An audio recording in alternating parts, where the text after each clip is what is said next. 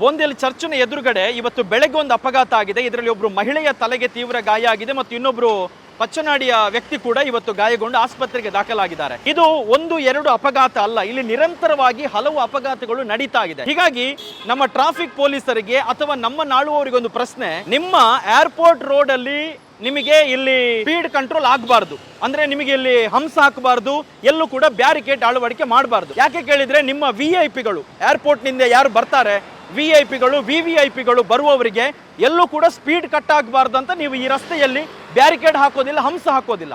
ಈಗ ನಿಮ್ಮ VVIP-ಗಳಿಗೆ ಮತ್ತು VIP-ಗಳ ಜೀವಕ್ಕೆ ಬೆಲೆ ಇದೆ. ಹಾಗಿದ್ರಲ್ಲಿ ಪ್ರತಿ ದಿವಸ ಈ ರಸ್ತೆಯಲ್ಲಿ ಅಪಘಾತಕ್ಕೊಳಗಾಗಿ ಸಾಯುವಂತಹ ಸಾಮಾನ್ಯ ಜನರ ಜೀವಕ್ಕೆ ಬೆಲೆ ಇಲ್ವಾ ಸ್ವಾಮಿ? ನಿಮ್ಮ VIP-ಗಳಿಗೆ ಟೈಮ್ ಸಾಕಾಗಲ್ಲ ಅಂತಿದ್ರೆ ನೀವು ಏರ್ಪೋರ್ಟ್ ಇಂದ ಒಂದು ಫ್ಲೈಓವರ್ ಮಾಡಿಬಿಡಿ, ಅಪ್ ಟು ನಿಮ್ಮ ಎಲ್ಲಿ ಸರ್ಕಿಟ್ ಹೌಸ್ ತನಕ ಒಂದು ಫ್ಲೈಓವರ್ ಮಾಡಿಬಿಡಿ. ನಿಮ್ಮ ಎಲ್ಲ VIP-ಗಳು ಫ್ಲೈಓವರ್ ಮೂಲಕ ಹೋಗ್ಲಿ. ನಿಮಗೆ ಇಲ್ಲಿ ಈ ರಸ್ತೆ ಮಾಡಿ, ಈ ರಸ್ತೆಯಲ್ಲಿ ಜನರು ಸ್ಪೀಡ್ ಕಂಟ್ರೋಲ್ ಆಗದೆ ಪ್ರತಿನಿತ್ಯ ಸಾಯ್ತಾ ಇದ್ದಾರೆ. ಎಷ್ಟು ಅಪಘಾತಗಳಾಯಿತು, ಇನ್ನೂ ಯಾಕೆ ಎಚ್ಚೆತ್ಕೊಳ್ತಾ ಇಲ್ಲ? ನಿಮಗೆ ನಾವೊಂದು ಸ್ಪಾಟ್ ತೋರಿಸ್ತೇವೆ, ಪಚ್ಚನಾಡಿಯಿಂದ ಬರುವಂತಹ ಸ್ಪಾಟ್ ಅದು. ಒಂದು ಕಡೆ ಪಚ್ಚನಾಡಿ ಭಾಗದಿಂದ ಬರುವಂತಹ ಎಲ್ಲ ವೆಹಿಕಲ್ಗಳು ಅಲ್ಲಿಗೆ ಬರುತ್ತೆ, ಮತ್ತೊಂದು ಕಡೆ ಏರ್ಪೋರ್ಟ್ ರೋಡಲ್ಲಿ ಹೋಗುವಂತಹ KPT ರೋಡಿಂದ ಬರುವಂತಹ ಎಲ್ಲ ರಸ್ತೆಗಳು, ಈ ಎಲ್ಲ ವೆಹಿಕಲ್ಗಳು ಬರುತ್ತೆ. ಇಲ್ಲಿ ನಮ್ಮ ಸಂತ ಲಾರೆನ್ಸ್ ಶಾಲೆಯ ಮಕ್ಕಳು ಸಂಜೆ ಮತ್ತು ಬೆಳಗಿನ ಹೊತ್ತು ಸಹಸ್ರ ಸಂಖ್ಯೆಯ ಮಕ್ಕಳು ರಸ್ತೆ ದಾಟ್ತಾರೆ. ಆ ಮಕ್ಕಳು ಇವತ್ತು ರಸ್ತೆ ದಾಟಬೇಕಿದ್ರೆ ಒಂದು ಹರಸಾಹಸವನ್ನು ಪಡಬೇಕಾದಂತಹ ಒಂದು ಪರಿಸ್ಥಿತಿ ನಿರ್ಮಾಣ ಆಗಿದೆ. ಹಾಗಿದ್ರೆ ಇಲ್ಲಿ ಮಕ್ಕಳ ಜೀವಕ್ಕೆ ಬೆಲೆ ಇಲ್ವಾ? ಎಷ್ಟು ಅಪಘಾತಗಳಾಗಬೇಕು? ಹಲವಾರು ಮೀಟಿಂಗ್ನಲ್ಲಿ ಟ್ರಾಫಿಕ್ ಪೊಲೀಸರಿಗೆ ಹಲವಾರು ನಮ್ಮ ಜನಪ್ರತಿನಿಧಿಗಳು ಸೂಚನೆಯನ್ನು ಕೊಟ್ಟಿದ್ದಾರೆ, ಒಂದು ಬ್ಯಾರಿಕೇಡನ್ನಾದರೂ ಅಳವಡಿಸಿ ಅಂತೇಳಿ. ಅಟ್ಲೀಸ್ಟ್ ನಿಮಗೆ ನಿಮ್ಮ VIP-ಗಳು ಬರುವ ಹೊತ್ತಿನಲ್ಲಿ ಒಂದು ಬ್ಯಾರಿಕೇಡನ್ನು ಬೇಕಿದ್ರೆ ತೆಗೀರಿ. ಬಾಕಿ ಹೊತ್ತಿನಲ್ಲಿ ನೀವು ಅಟ್ಲೀಸ್ಟ್ ಒಂದು ಸ್ಪೀಡ್ ಕಂಟ್ರೋಲ್ ಮಾಡುವಂಥ ಒಂದು ವ್ಯವಸ್ಥೆ ಮಾಡಿದರೆ ಇಲ್ಲಿ ಯಾರ್ಯಾರು ಅಮಾಯಕರು ಬಲಿಯಾಗುವಂಥದ್ದು, ಯಾರ್ಯಾರು ಅಮಾಯಕರು ಹೋಗಿ ಆಸ್ಪತ್ರೆ ಸೇರುವಂಥದ್ದು ತಪ್ಪುತ್ತೆ.